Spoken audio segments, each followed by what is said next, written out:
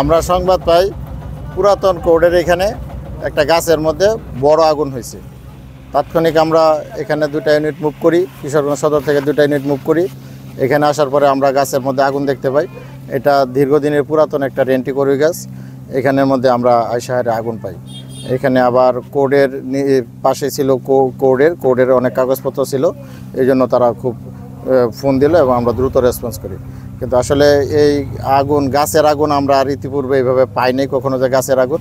তবে কীভাবে লাগছে এটা আমরা প্রাথমিকভাবে সঠিক ধারণা করতে পারতেছি না। তো হয়তো বা আমরা আগে ধারণা করছিলাম যে হয়তো বিদ্যুৎ থেকে হইতে পারে, এখন বিদ্যুৎ থেকেও সম্ভাবনা কম। হয়তো বা কেউ নিচে হয়তো বা কোনো ধরনের কোনো আগুন ধরাইছিল, হয়তো বা এইটা থেকে কোনো স্ফুলিঙ্গ উঠে এরা হয়তো বা এটা হইতে পারে।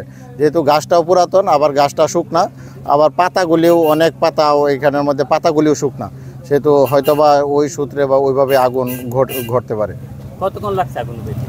আগুন আমরা প্রায় প্রথম আইসাহারা 10 মিনিটের মধ্যে আগুন মোটামুটি নিভাই ফেলছি, কিন্তু সম্পূর্ণ নির্বাপন করতে 30-35 মিনিট সময়ের মতো লাগছে আর কি। আমরা দুইটা ইউনিট আসছি, 2টা ইউনিট।